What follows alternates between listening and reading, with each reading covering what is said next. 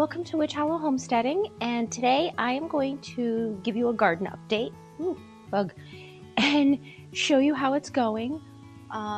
It's been about a month and a half or so since I did the first garden video, so I'll take you along and show you how everything's going. So here we have our beets, which are ready to be harvested, some of them, so I will be doing that today. There's another planter of it. And then these three here, they are all our sage plants. And I use cheesecloth to cover them until the 4-line bugs are done. And then I take the cheesecloth off. It works really well because otherwise they will annihilate the sage plants. I learned that the hard way 2 years ago. And then we have some beautiful chamomile coming in here. That looks really nice. The calendula is exploding along with the California poppies. The dill is looking great.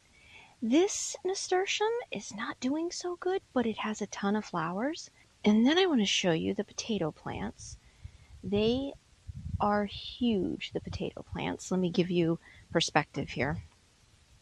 Yeah, they're enormous.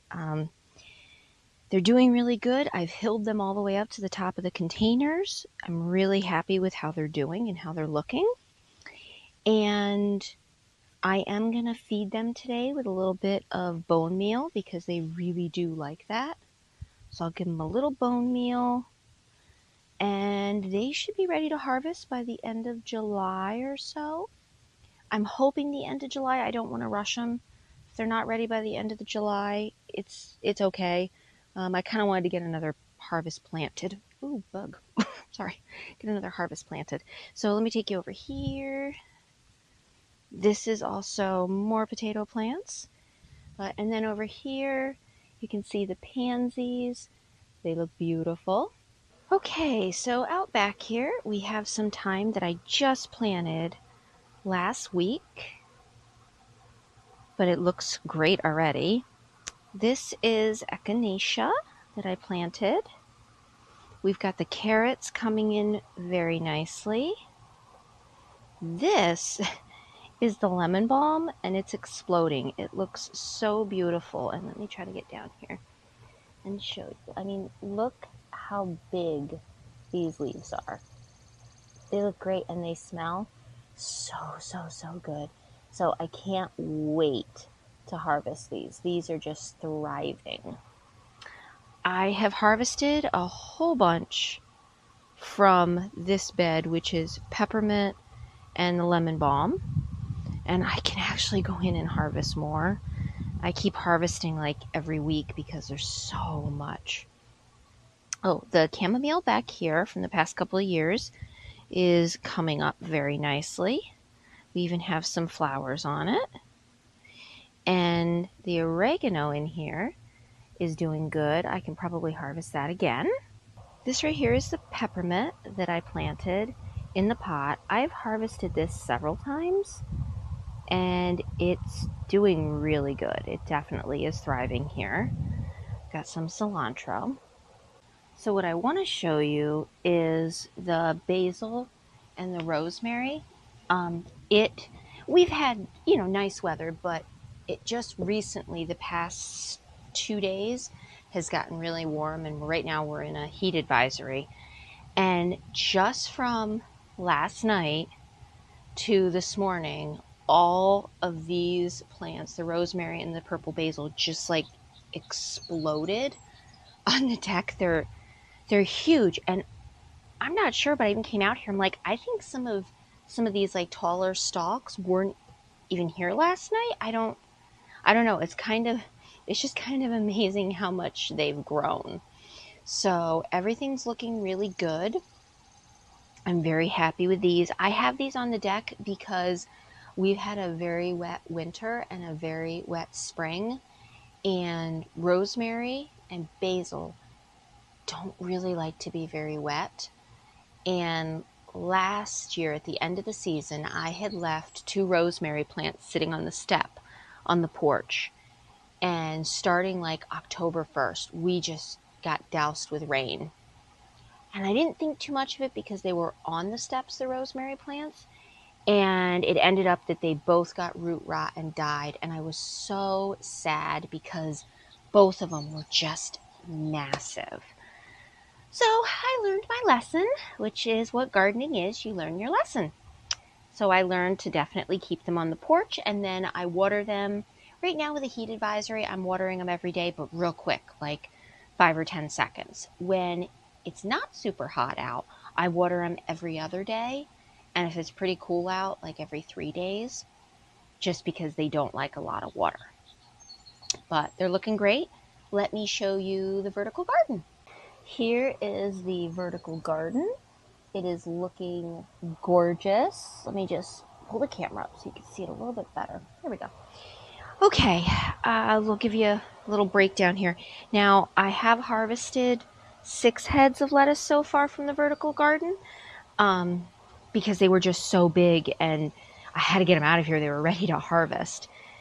So I have a variety in here. This is marshmallow, which I didn't know it was going to get this tall. I'm not disappointed though because it's absolutely gorgeous.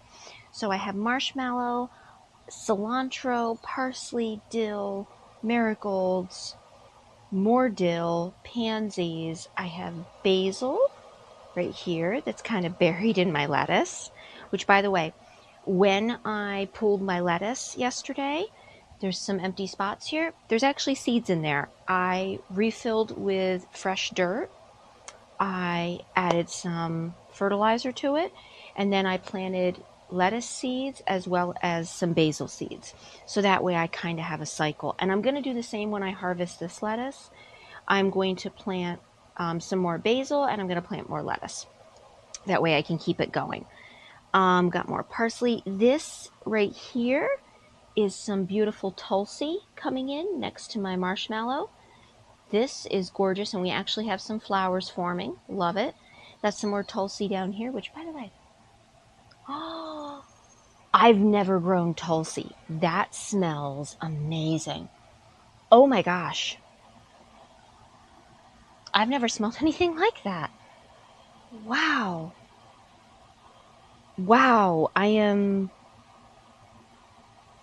shocked. That smells so amazing. I'm sorry. I have a very strong sense of smell, and smells can really affect me, and that smells amazing. It's a little like basil, but I don't know what else. Oh, that smells great. Sorry, totally distract here. I got more dill, which, by the way, the dill looks kind of puny because I've already harvested so much dill already, and there's more popping in. I've got pansies, more dill, more marshmallow, more parsley. This is a nasturtium. I wouldn't grow nasturtium in here again. I was just curious. I have the ring for this vertical garden, so I was wondering if I could get it to drape down the ring, but it really doesn't want to grow in here very well, so I won't put it in there again. But it was a good experiment. Got to try things. This is my first time with a vertical garden. And then the lettuce at the top, as you can see, is just exploding, which I will have to harvest more. And then the top row, I planted some basil and some lettuce seeds yesterday. So everything here is looking really, really good. I will say with the vertical garden too, I'm in love with it, and I will definitely be buying a second one for next year. And I want to make that one all herbs with some flowers. And then I want to make this one all lettuce and spinach with some flowers. I'm really excited about that. All right, let me show you the tomato plants. Okay, so this is a row of tomato plants. Let me see if I can get the camera to stand nicely. Okay, but before I show you that, this is some of the oregano I planted, which I have to harvest. It's exploding out of the canvas pot. These are all tomato plants, and I'm going to see if I can remember what they all are. So this one is, oh gosh, sun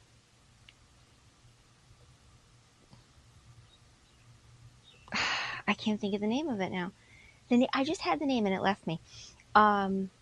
These are the little tiny yellow tomatoes.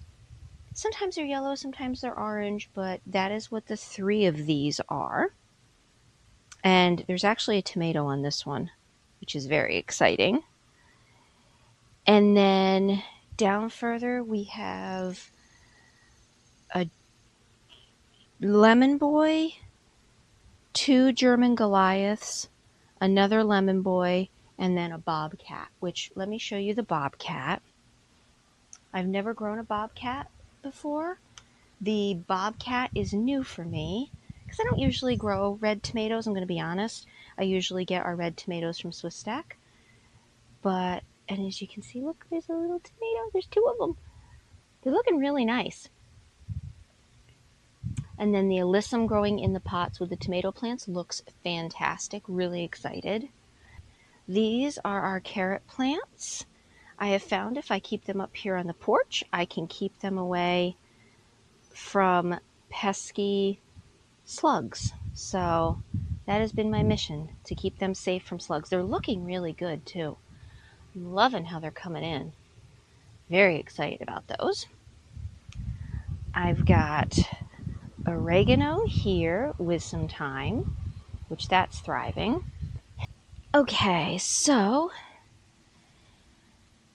we've got our first plant over here. This is a German Goliath.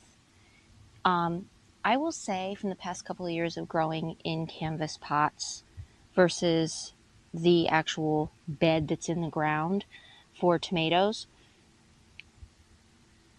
once we move, we're talking about moving at some point, but once we move and we have like an established full garden, I will only grow tomatoes in these kinds of beds because they thrive as opposed to in pots. They're okay in pots. We make do, it works, but in here they just explode. I mean, some of these leaves are just huge, which by the way, if you watched my herb harvest video or some of my other ones, you know I love the smell of tomatoes. And these leaves are so interesting because they do have a tomato smell, but it's not like some of these other ones. Like this one is like so strong tomato smelling, but it's sweet.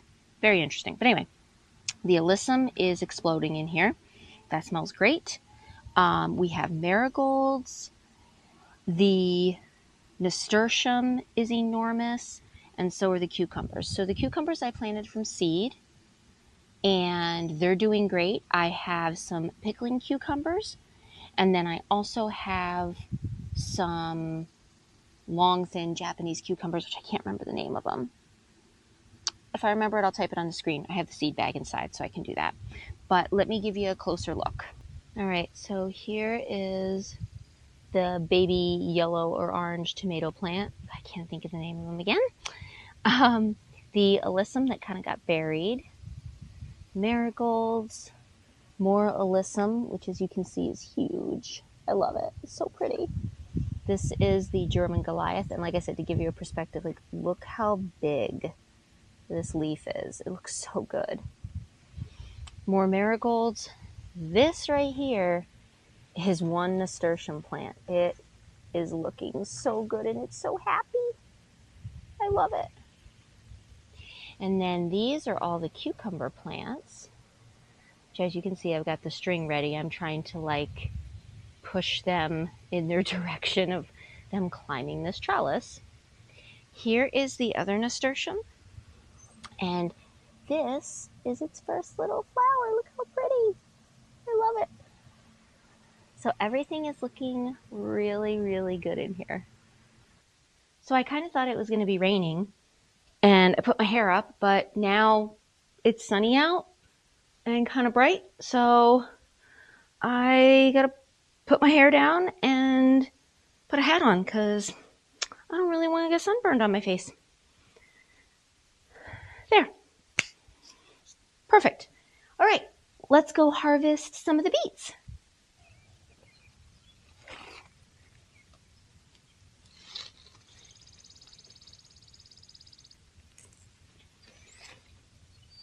Beets are really cute.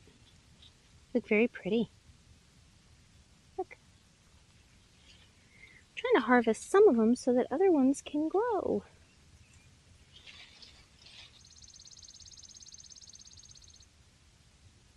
By the way, whatever you do, don't get rid of your beet greens because you can absolutely use them.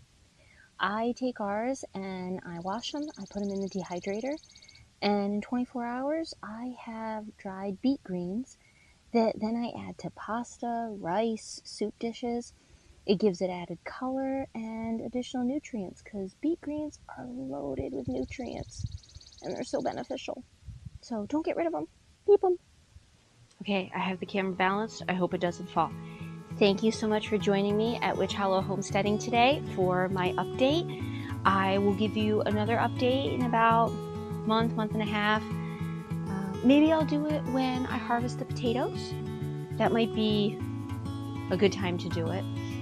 But I hope all of your gardens are thriving. I hope that you are having a beautiful, wonderful season. And I hope that everything is going great for you. And I will see you soon. Take care. Happy homesteading.